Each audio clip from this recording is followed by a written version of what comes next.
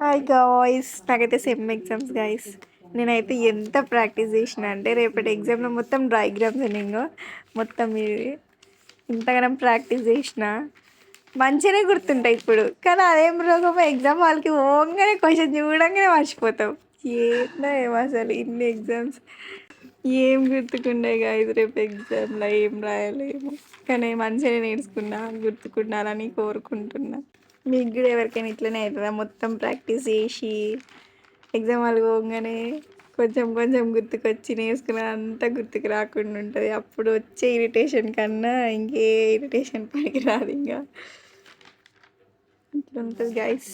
ఎక్కువ చదువుకోవద్దు, తక్కువ చదువుకోవద్దు. అందుకే ఏదో అట్లా కొంచెం కొంచెం చదువుకోవాలి, పోవాలి. వాళ్ళే చక్కగా రాసి వస్తారు కదా guys. ఈ సెమ్కి అయితే సగం బుక్ కొడగొట్టినాయి గైస్ ప్రాక్టీస్ చేసి చేసి. కానీ ఎగ్జామ్లో గుర్తుకుండి అత్తలేదు అవుతలేదు. నేను ప్రాక్టీస్ చేసుడు అవుతాను, బుక్ కొడుచుడు అవుతుంది, కానీ ఎగ్జామ్లో గుర్తుకుండడు అయితే అవుతలేదు. What is this guys? Mind is not minding, brain is not braining. ఏందో ఏమో.